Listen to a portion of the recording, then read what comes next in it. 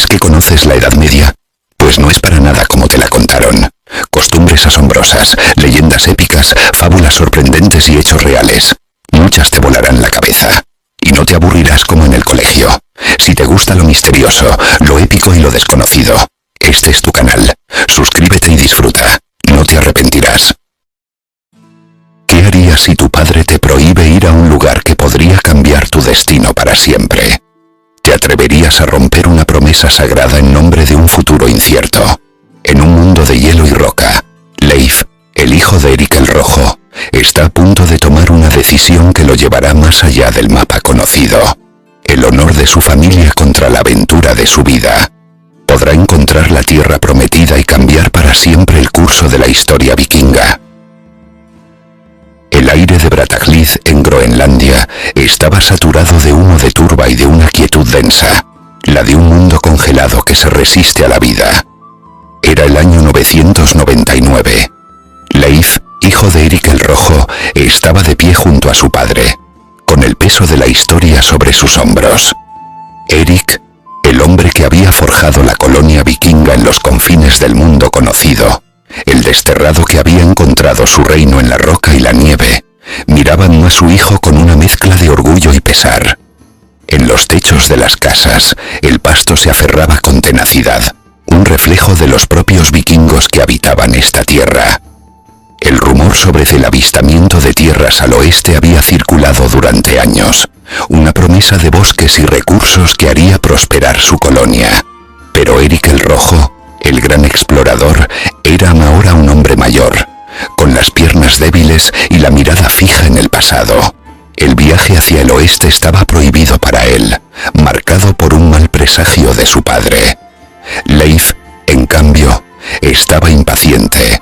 Había regresado de Noruega no solo con una nueva fe, el cristianismo, sino con la visión de un futuro diferente. Un futuro que no estaba anclado en las tradiciones y supersticiones del viejo mundo, sino en la audacia de explorar. Cómo romper la promesa sin deshonrar a su padre. En el interior de la gran sala comunal, a la tenue luz de las antorchas de aceite de foca, Leif hizo un juramento. No prometió surcar los mares, sino que el viaje sería en nombre de la fe que su padre le había enseñado, y en busca de un futuro para su gente. Su padre, con la voz quebrada, no lo detuvo. Sabía que su destino era más grande que el de la colonia de Groenlandia. Con un nudo en el estómago, el joven Leif se despidió de su padre, sintiendo que estaba dejando atrás no solo la tierra de su hogar, sino también el mundo de sus ancestros. El Bekkvisir, la brújula vikinga, tallada en el marco de una puerta, parecía susurrarle un destino incierto. Leif no lo sabía entonces, pero al girar la espalda a Brattahlid y a la prohibición de su padre, estaba a punto de escribir un gran capítulo en la historia de los vikingos y de cambiar para siempre el mapa del mundo conocido. ¿Qué había más allá del horizonte? La respuesta estaba a punto de ser descubierta. El Drakkar de Leif era un punto minúsculo en la inmensidad del Atlántico Norte. Las aguas, negras y densas, reflejaban la sombría quietud del cielo. El viento aullaba como un lobo hambriento, y las olas, montañas de agua helada, golpeaban el casco con una fuerza ensordecedora. La tripulación eran hombres curtidos por el hielo y la sal, vestían capas empapadas y se aferraban a las cuerdas del navío. No había mapas para este viaje, solo una vaga referencia, el relato del mercader Bjarni Herjolfsson, que había visto las tierras del oeste sin desembarcar.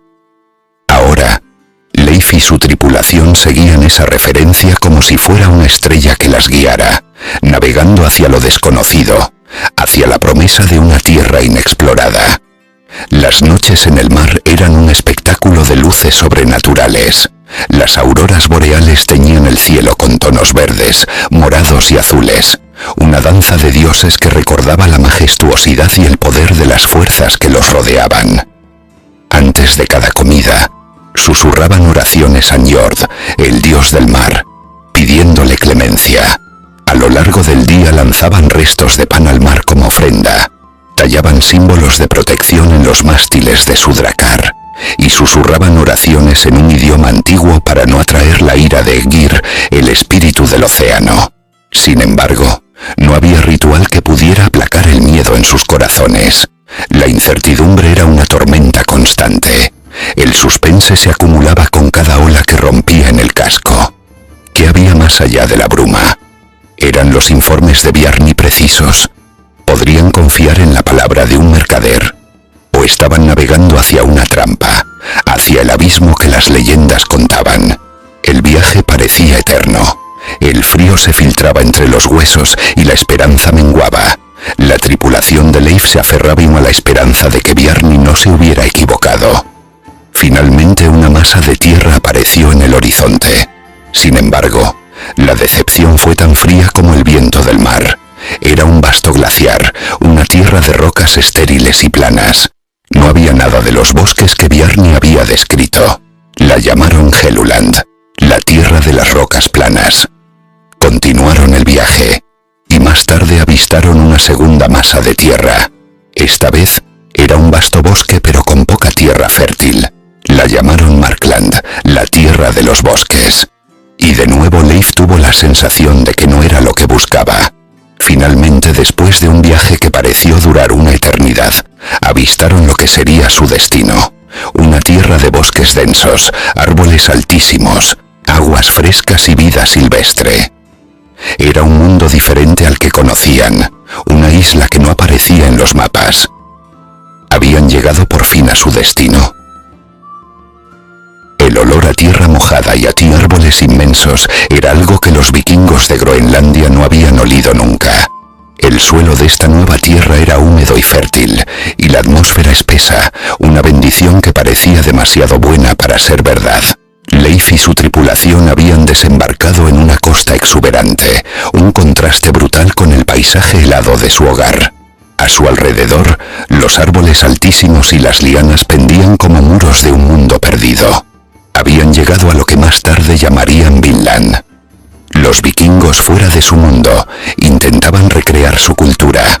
Levantaron postes tallados con runas, organizaron turnos de guardia, cocinaban sobre piedras calientes y usaban amuletos de Tyr colgados en sus tiendas de campaña. Aunque estaban maravillados con la belleza de la tierra, la sensación de estar fuera de lugar les invadía. No sabían qué peligros acechaban en la espesura del bosque o qué criaturas míticas podrían encontrarse en esta tierra primigenia. Freydis, la hermana de Leif, llevaba una lanza grabada con el símbolo Egishjalmre, el yelmo del terror, para espantar a los espíritus. El miedo a lo desconocido se sentía en el aire, una tensión que flotaba por encima de la tierra y del mar. Un día, Leif y su tripulación encontraron un templo enterrado, un lugar donde el suelo parecía de haber sido manipulado. No era una estructura vikinga, sino una formación de piedra que parecía un templo antiguo. El lugar los intrigó sobremanera. Parecía que la tierra no era tan virgen como pensaban. ¿Quién había estado allí antes? La tripulación se preguntaba si ese lugar había sido un lugar de culto. Leif tenía la sensación de que no estaban solos. Había un misterio que no podían resolver, un secreto que el bosque guardaba. Los susurros del viento en las copas de los árboles, el crujido de las ramas bajo sus pies. Todo les parecía un eco de una historia antigua que no podían entender. ¿Quiénes eran los dueños de aquella extraña tierra? ¿Eran espíritus o algo más? ¿Qué secretos escondía ese lugar? Los vikingos, que habían navegado por los océanos más bravios del mundo, ahora sentían un escalofrío que no provenía del frío, sino de lo desconocido. El miedo se mezclaba con la fascinación. Ese no era solo un lugar para sentarse, sino un lugar que los desafiaba a entender su propia historia, su lugar en el mundo. Cada día que pasaba en Vinland, el misterio se hacía más profundo, y la tripulación de Leif se preguntaba qué precio tendrían que pagar por desvelar el secreto de esa tierra. La tranquilidad de Vinland se había desvanecido, reemplazada por una tensión palpable. El campamento vikingo se había transformado en una fortaleza improvisada, con lanzas clavadas en el suelo y escudos formando una barricada defensiva. La Las hogueras, encendidas toda la noche, proyectaban sombras danzantes sobre los rostros tensos de los hombres, ahora vigilantes y ansiosos. La atmósfera estaba cargada de un temor que no era el de los elementos, sino el de una presencia invisible, una amenaza acechando en la oscuridad de los bosques. Los hombres ya no tallaban runas, las cubrían, como si quisieran ocultar su identidad ante un enemigo desconocido. La aventura había dado paso a la supervivencia. El primer encuentro con los nativos, a quienes los vikingos llamarían Skrellings, había sido pacífico. Leif y su tripulación les habían ofrecido alimentos y productos de metal, y los nativos habían respondido con pieles de animales y otros bienes. Los vikingos pensaron que este era un trato justo, pero la paz no duró mucho tiempo. La segunda vez que los Skrellings se acercaron, las tensiones se dispararon. Un malentendido, una disputa por los bienes, una palabra mal interpretada. La violencia estalló. Fue una lucha brutal. Leif fue herido, y los vikingos, aunque salieron victoriosos, sabían que la paz había terminado. El precio del descubrimiento de Vinland era la sangre. Freydis, la guerrera de la familia, ya no dormía tranquila. Mantenía el hacha bajo la almohada. Su mirada, antes llena de curiosidad, ahora solo mostraba cautela.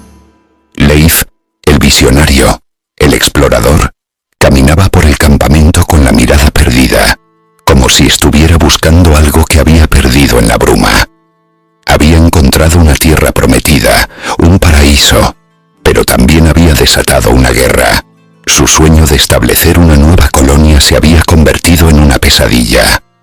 El campamento, que una vez fue un lugar de descubrimiento, ahora era un campo de batalla. Leif sabía que no podían quedarse. El precio del descubrimiento era demasiado alto. Después de un invierno brutal, Leif tomó la decisión de abandonar Vinland. Su sueño de una nueva colonia se había esfumado sin remedio. No había un final feliz en esta historia, solo una dura realidad. El descubrimiento de Vinland no trajo la gloria que esperaban, sino sangre y dolor. Y así, Leif Erikson y su tripulación partieron de esa tierra con la sensación de que habían descubierto un nuevo mundo, pero que ese mundo no estaba preparado para ellos. ¿Qué hubieras hecho tú en su lugar? ¿Resistir o perecer en el intento? Este canal existe gracias a personas como tú. Si te gustó este viaje al pasado, suscríbete ahora. Es gratis, rápido, y tu clic nos ayuda mucho más de lo que imaginas. Con tu apoyo podremos seguir creando historias increíbles. No nos dejes desaparecer. No dejes para mañana lo que puedes hacer hoy. Y suscríbete ya, hombre. No seas vago. ¿Crees que conoces la Edad Media? Pues no es para nada como te la contaron. Costumbres asombrosas, leyendas épicas, fábulas sorprendentes y hechos reales. Muchas te volarán la cabeza. Y no te aburrirás como en el colegio. Si te gusta lo misterioso, lo épico y lo desconocido, este es tu canal. Suscríbete y disfruta. No te arrepentirás. ¿Qué empuja a un guerrero a dejar atrás su mundo de niebla y tormentas? Imagina a los vikingos, maestros del frío mar del norte, navegando hacia un sol ardiente que nunca habían visto. ¿Qué riquezas legendarias les prometieron? ¿Y qué horrores se ocultaban en ese gran mar interior? El mar del norte, con su furia gélida y sus tormentas implacables, había dejado de ser un desafío para los hombres de los fiordos. Ya no ofrecía gloria. Para los líderes Bjornbrazo de hierro y Hastein, la búsqueda de gloria y tesoros no tenía límites. Se había convertido en una sed insaciable que las costas de Frisia, Inglaterra o Francia ya no podían calmar. Los rumores de ciudades de oro y reinos dormidos, donde el sol brillaba todo el año y las espadas eran de adorno, habían llegado a los fiordos, no como cuentos de hadas, sino como promesas. Provenían de un esclavo capturado en una incursión en las tierras del sur de Francia, un hombre que se describía a sí mismo como un piloto del mar. Les habló de las tierras de Al-Ándalus. Hay tierras más allá del fin del mundo conocido, donde el mar es tan azul como el cielo y el calor del sol te abraza como una manta.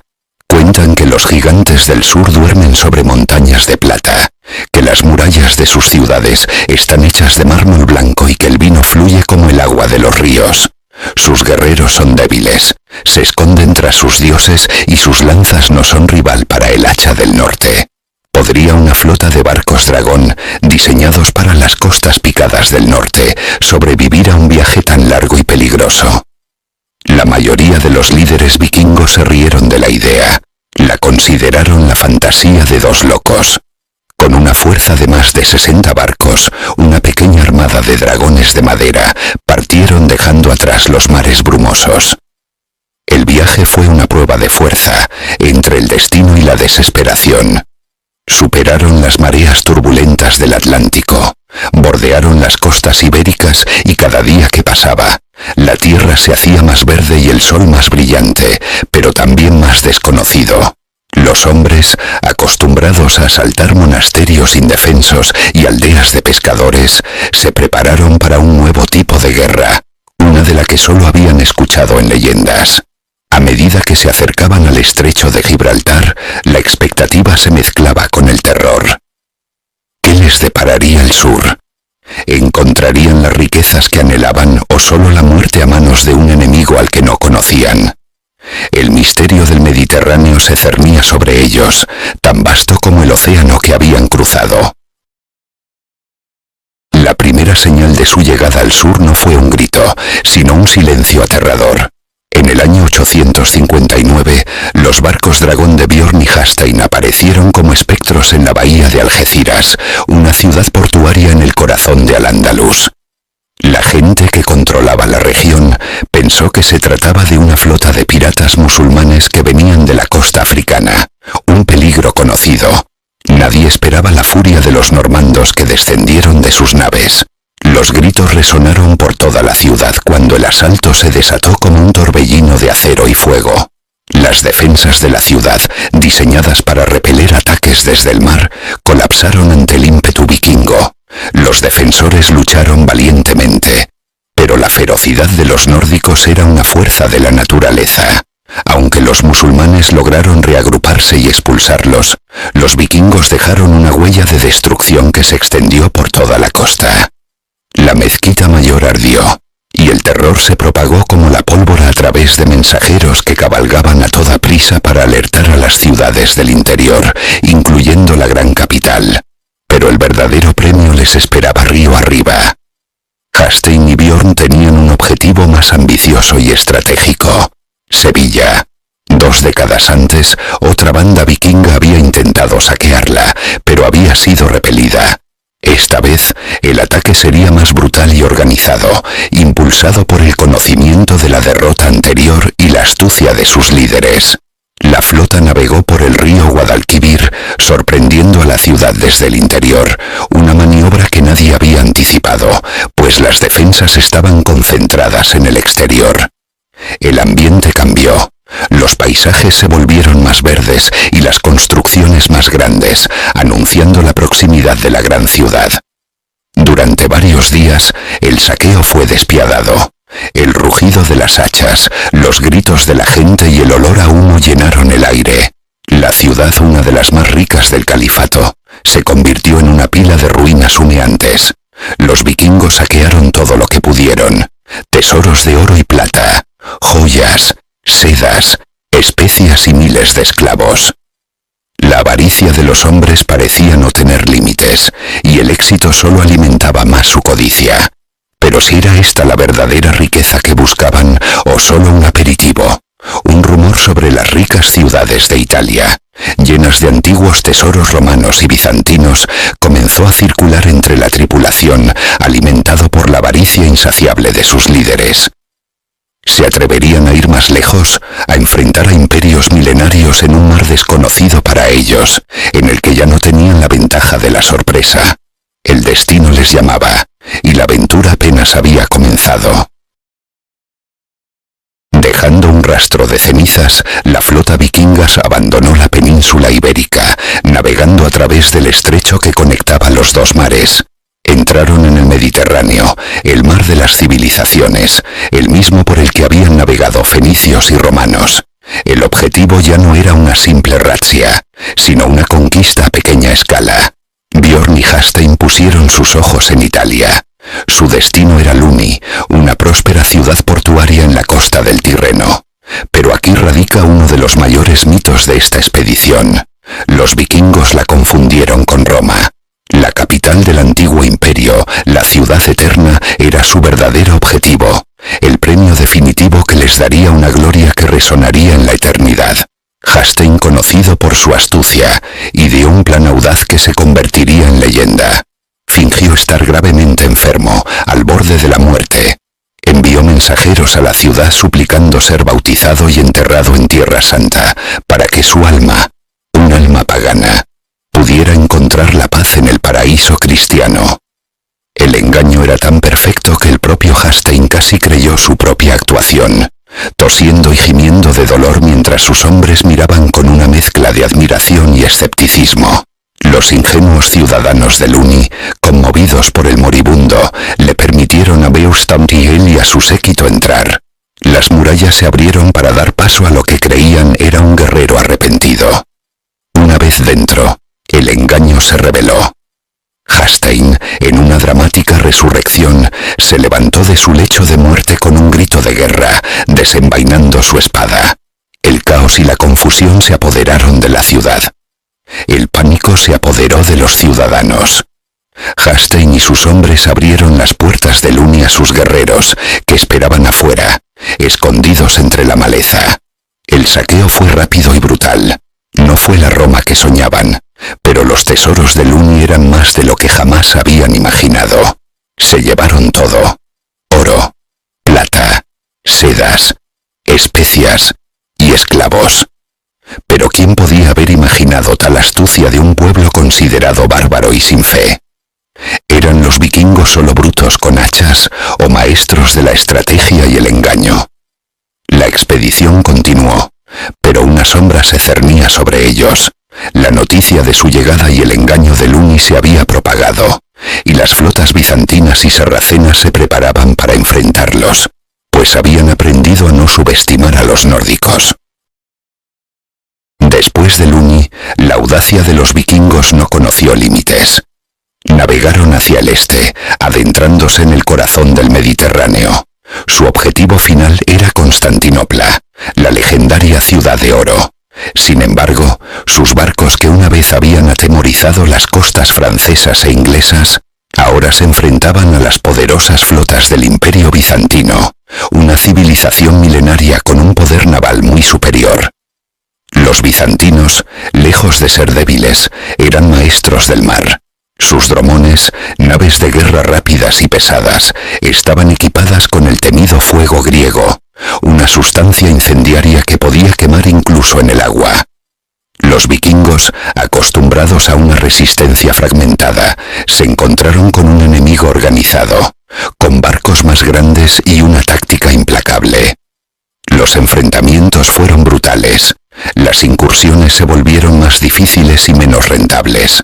La búsqueda de riqueza se había transformado en una lucha por la supervivencia, una en la que los vikingos estaban en desventaja. Los nórdicos, a pesar de su valentía legendaria, se vieron obligados a reconocer la superioridad naval de Bizancio. Las pérdidas eran insostenibles. Hastein y Björn sabían que era hora de regresar, que el premio definitivo era llegar a casa vivos con lo que ya tenían. Tomaron un último botín y emprendieron el largo viaje de vuelta, circunnavegando la costa norte de África, una ruta peligrosa y desconocida, pero más segura que enfrentarse a las flotas enemigas. La expedición duró 3 años, pero el regreso fue más rápido, una carrera contra el tiempo y contra los enemigos que ahora los cazaban. Habían saqueado ciudades, aterrorizado reinos y acumulado una fortuna fabulosa. Sin embargo, no todos lo lograron. Muchos barcos se perdieron en el camino, y las bajas fueron enormes. ¿Valió la pena el riesgo? ¿Qué se llevaron consigo más allá del oro y la plata? Se llevaron la leyenda de que los vikingos, esos demonios del norte, podían llegar a cualquier lugar, incluso a los confines del mundo conocido. Esta expedición, aunque no fue una victoria aplastante, fue el punto de inflexión que los obligó a volver al norte y concentrarse en el verdadero premio, la conquista de Inglaterra y Francia.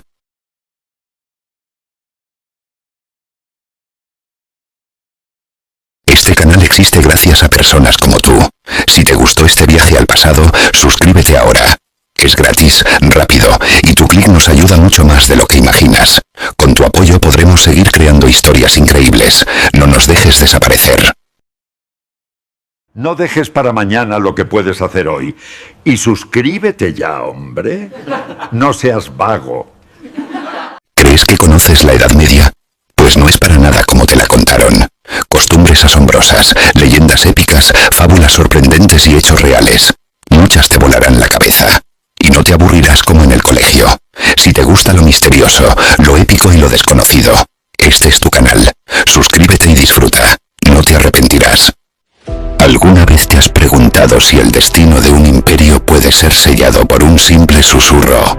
¿Y si te dijera que la ambición de unos pocos hombres, forjados en el frío norte, reescribió el mapa de una isla bañada por el sol, crisol de culturas y tesoro codiciado? Esto no es un cuento de hadas, es la cruda realidad de una era donde la espada era ley y la traición una herramienta. Prepárate para desentrañar un misterio que ha permanecido oculto en las sombras de la historia. La conquista normanda de Sicilia. Teodoro, noble bizantino con ojos agudos y alma carcomida por el resentimiento, observaba desde su palacio con desdén a los sarracenos que, con su erudita cultura, habían echado raíces profundas en su tierra. El emir sarraceno se creía intocable. Su poder parecía inquebrantable. Pero Teodoro conocía la verdad. El emirato estaba fracturado, minado por la avaricia y rivalidades internas.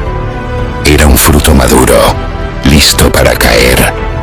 En la oscuridad de la noche, Teodoro convocó a su leal mensajero y le dijo: cruza el mar, busca a los hijos de Tancredo de Hauteville, esos guerreros normandos que han sembrado terror y gloria en el sur de Italia. Llévales esta carta. La misiva, sellada con un emblema discreto, contenía una promesa que haría temblar cualquier reino, la promesa de una corona. Diles que Sicilia es joya desprotegida, con tesoro incalculable. Diles que el emirato se desmorona desde dentro, que hay traidores sedientos de poder.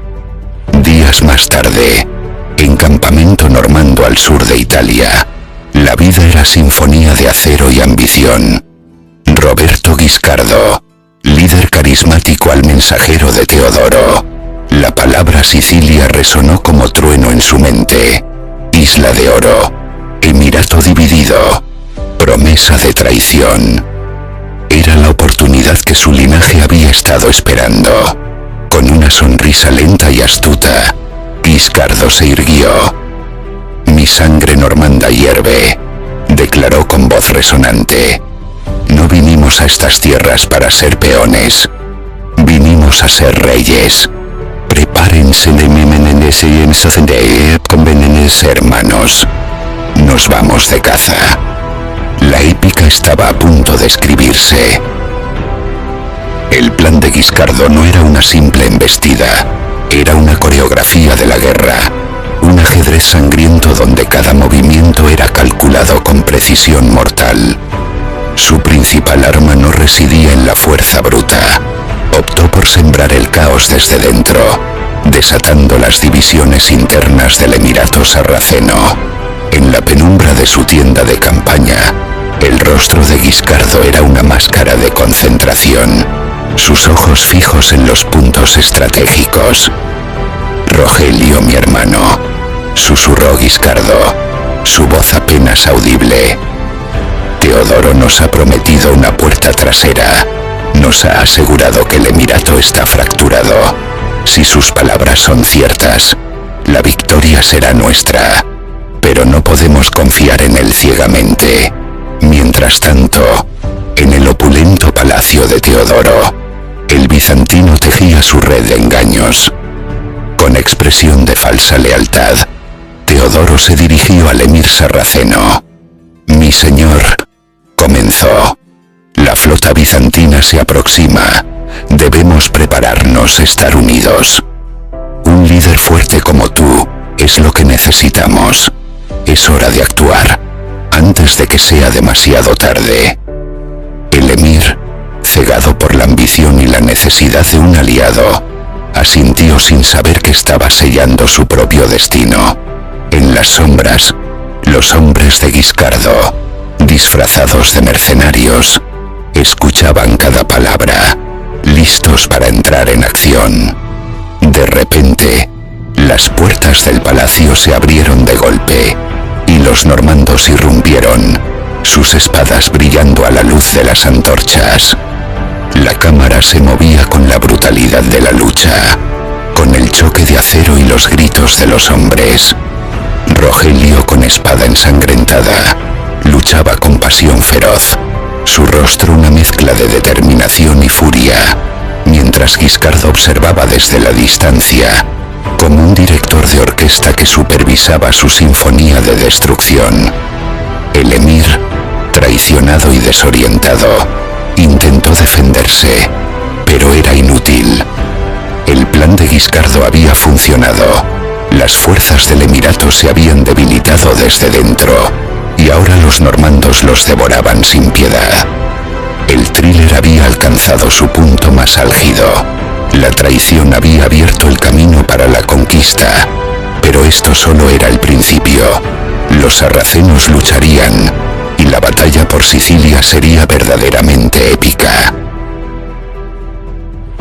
La conquista normanda avanzaba imparable, pero Palermo, joya de Sicilia, se erguía inexpugnable. Sus muros, obra maestra sarracena, desafiaban cualquier asalto. Catapultas lanzaban proyectiles gigantescos, sus impactos resonando, pero las murallas resistían, inquebrantables. Una noche, en el campamento normando, Guiscardo se reunió con sus capitanes. Discutían la estrategia del asalto a Palermo. De repente, un mensajero irrumpió con una carta. El sello era extraño y desconocido. Un escalofrío recorrió la espina dorsal de Guiscardo. ¿Quién enviaba esa misiva? La carta era anónima, su origen misterioso. Venía desde dentro de Palermo, de las entrañas de la ciudad sitiada. Otra traición, pensó Guiscardo, pero el mensaje era diferente. La carta hablaba de un tesoro sarraceno oculto en las profundidades de Palermo. Un tesoro tan inmenso que podría financiar la conquista de toda la isla sin importar el tiempo. ¿Era una trampa o la llave para la victoria definitiva? Guiscardo sonrió, una sonrisa lenta y maliciosa, sus ojos brillando con codicia y astucia. Entra en Palermo y encuentra el tesoro, dijo a su hermano. Que nadie te vea. Si es una trampa nos retiraremos. Si es un tesoro, la victoria será nuestra. Rogelio y sus hombres, camuflados en la noche, se deslizaron por las calles de Palermo. ¿Qué encontrarían en el pozo? ¿Victoria o muerte? El aire en el antiguo pozo estaba viciado. Sus sentidos estaban alerta. Cada sombra, cada sonido podía ser trampa. De repente un destello.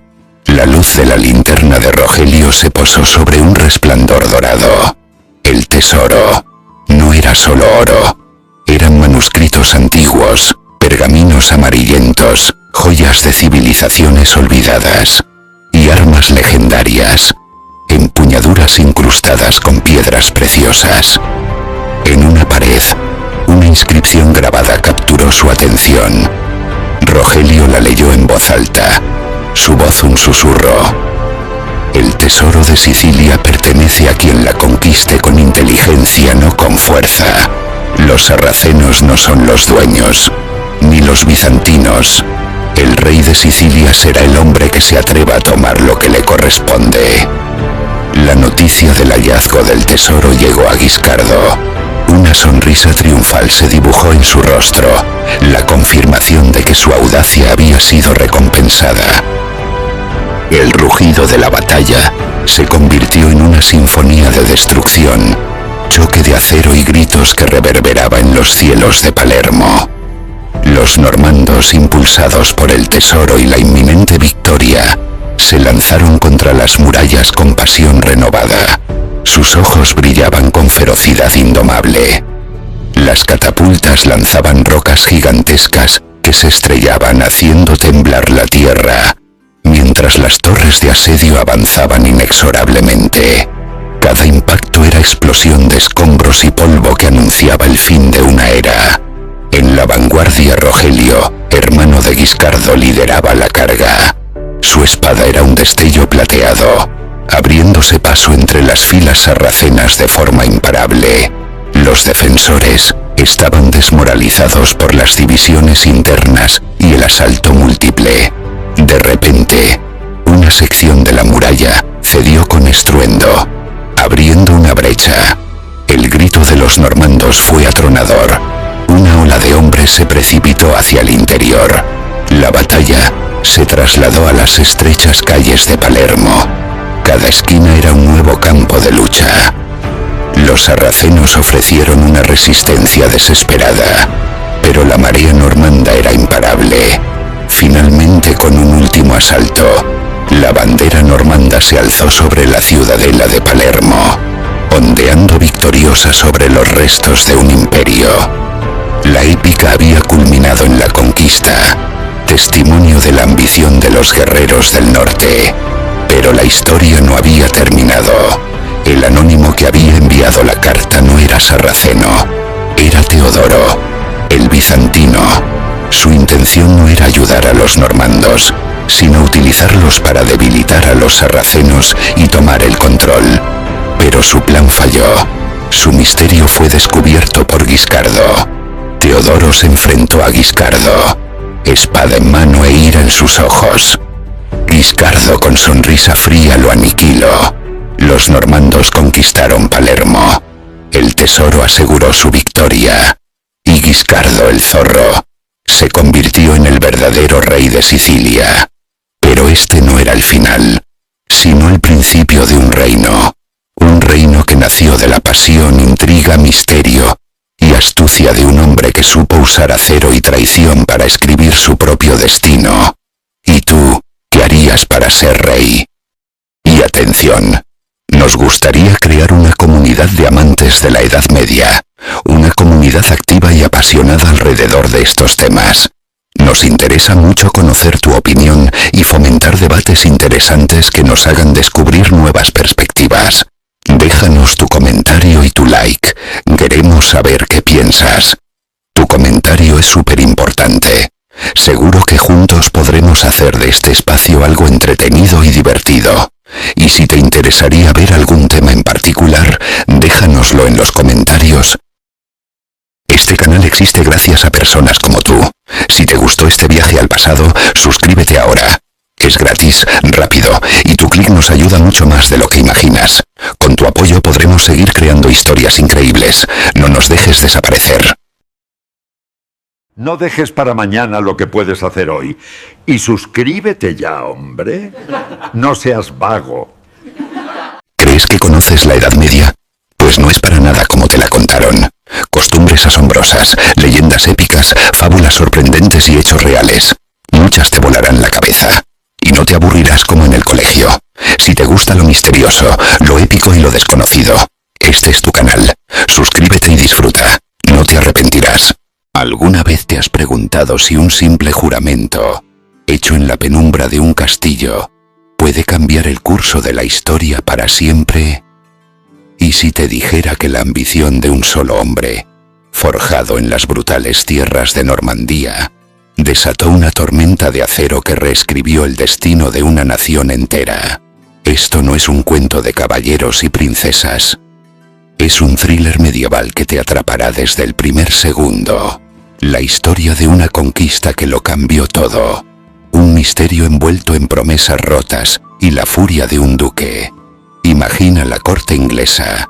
En el año 1066, Eduardo el Confesor, el rey sin herederos, yacía en su lecho de muerte. A su lado, el poderoso Harold Godwinson, el más influyente de los nobles ingleses, escuchaba las últimas palabras del monarca. Pero al otro lado del Canal de la Mancha, en Normandía, un hombre de hierro, Guillermo, duque de Normandía, ya se consideraba el legítimo sucesor.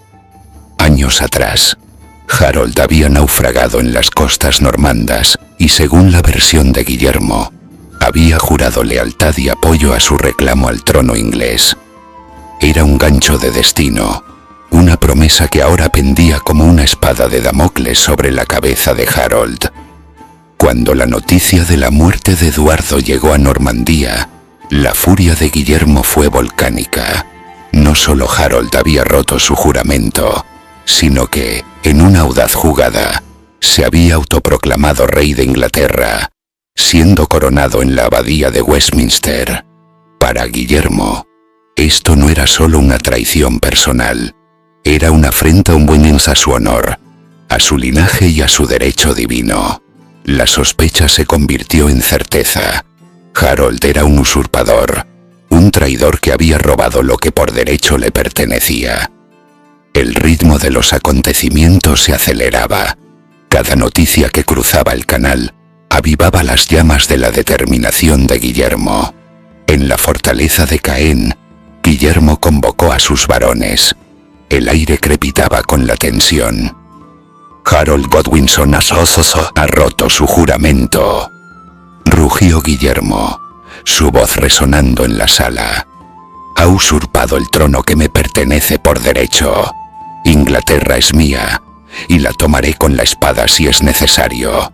No seremos meros espectadores de esta intriga. La aventura nos llama. Preparémonos para cruzar el mar y reclamar lo que es nuestro. La pasión por la venganza y la conquista ardía en sus ojos. Esta no sería una simple campaña, sería una épica confrontación, un choque de voluntades y ejércitos que decidiría el futuro de Inglaterra. El misterio de quién prevalecería estaba a punto de desvelarse. Con la furia de un león herido y la astucia de un zorro, Guillermo el Conquistador puso en marcha la maquinaria de guerra más ambiciosa que Europa había visto en siglos. Su principal gancho para atraer a los nobles y caballeros de toda Francia no fue solo la promesa de tierras y riquezas en Inglaterra, sino la idea de una cruzada divina, bendecida por el Papa, para castigar la traición de Harold. Los astilleros de Normandía y Bretaña bullían con una acción frenética, mientras miles de hombres trabajaban día y noche construyendo una flota de invasión sin precedentes. Cada martillazo, cada vela izada, era un latido en el ritmo de la inminente invasión, un preludio al thriller que estaba por desatarse. Mientras Guillermo preparaba su gigantesca armada, el rey Harold de Inglaterra enfrentaba sus propios demonios. La sospecha de una invasión normanda era constante, pero el verdadero misterio llegó del norte. Harald Hardrada, el temible rey vikingo de Noruega, un guerrero legendario, desembarcó en el norte de Inglaterra con una flota masiva, reclamando el trono. Harold, con una pasión inquebrantable por defender su reino, se vio obligado a marchar a toda prisa hacia el norte, dejando el sur vulnerable. Fue una decisión brutal, un dilema que pondría a prueba la resistencia de su recién coronado reinado y que añadiría una capa más de intriga a la historia. La travesía del Canal de la Mancha fue una aventura en sí misma, una prueba de la voluntad de Guillermo y de la lealtad de sus hombres. Después de semanas de vientos desfavorables que mantuvieron a la flota anclada, una noche de septiembre, el viento cambió. Bajo la luz de la luna, miles de barcos cargados con caballeros, infantería y caballos zarparon hacia las costas inglesas. El mar, a menudo traicionero, se mostró sorprendentemente en calma, un presagio inquietante. El silencio de la travesía solo era roto por el chapoteo de las olas y el crujido de la madera, un suspense que se apoderaba de cada hombre a bordo. El desembarco en Pevensey Bay, en la costa de Sussex, fue un golpe maestro. Los normandos establecieron rápidamente una cabeza de playa, fortificando su posición y asegurando sus suministros. La noticia del desembarco llegó a Harold solo días después de su aplastante victoria sobre los vikingos en la batalla de Stamford Bridge, a cientos de kilómetros al norte. La épica de su victoria se vio ensombrecida por la inminente amenaza.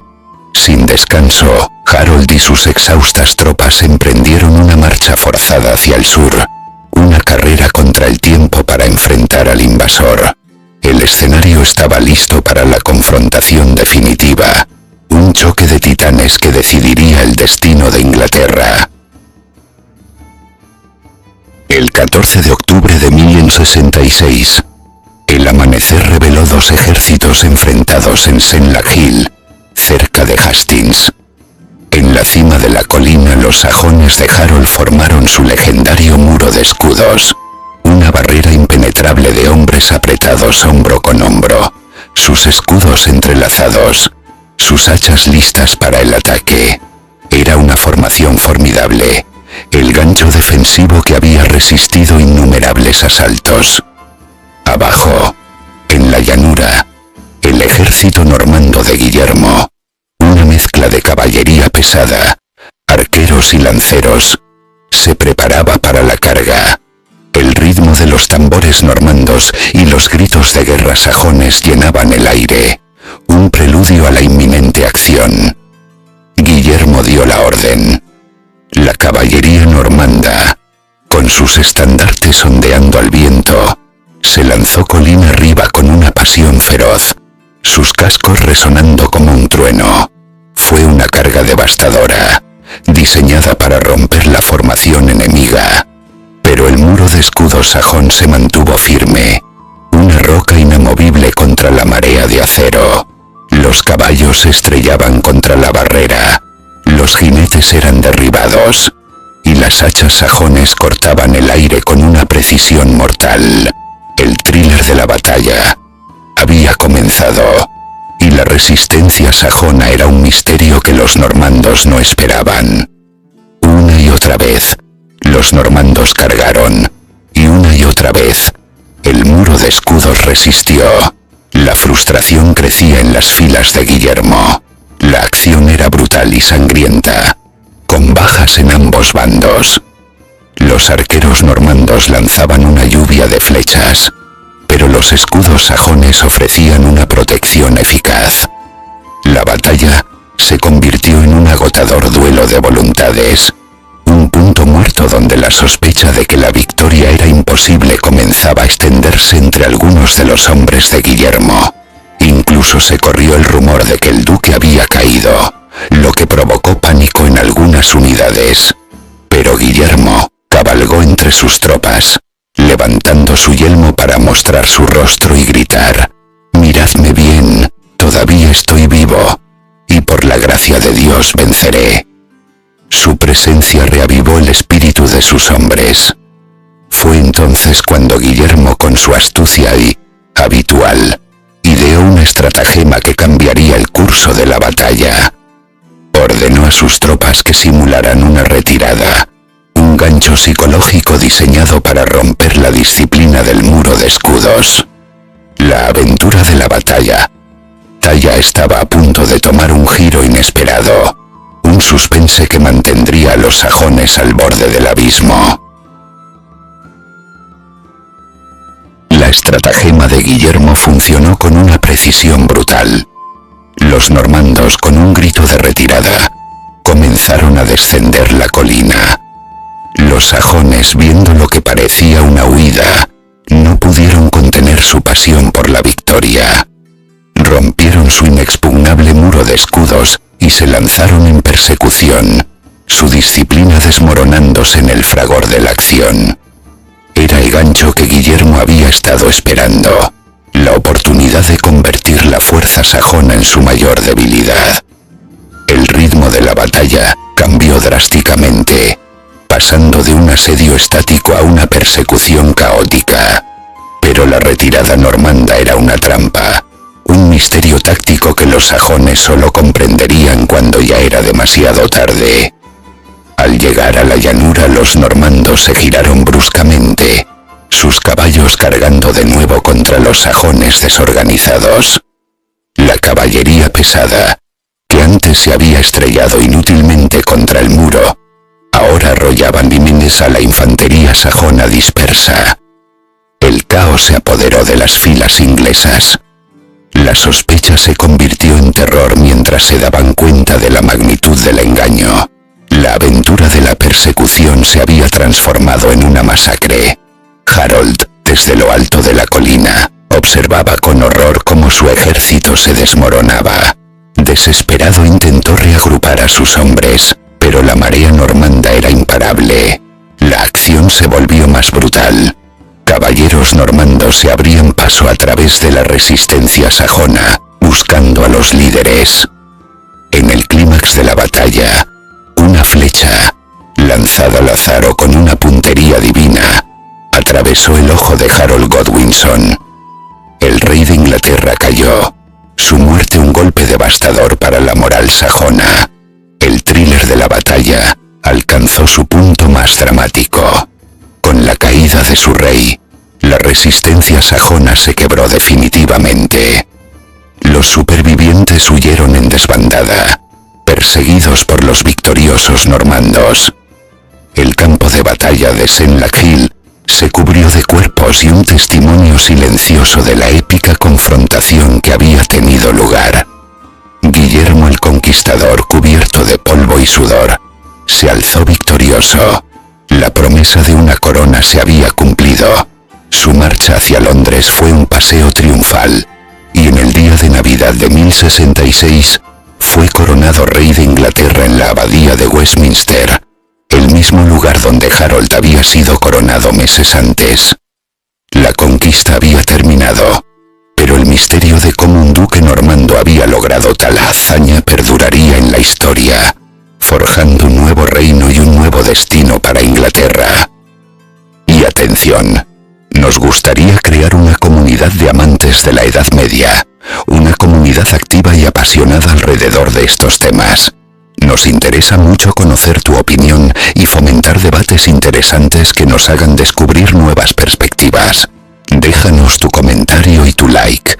Queremos saber qué piensas. Tu comentario es súper importante. Seguro que juntos podremos hacer de este espacio algo entretenido y divertido. Y si te interesaría ver algún tema en particular, déjanoslo en los comentarios. Este canal existe gracias a personas como tú. Si te gustó este viaje al pasado, suscríbete ahora. Es gratis, rápido, y tu clic nos ayuda mucho más de lo que imaginas. Con tu apoyo podremos seguir creando historias increíbles. No nos dejes desaparecer. No dejes para mañana lo que puedes hacer hoy. Y suscríbete ya, hombre. No seas vago.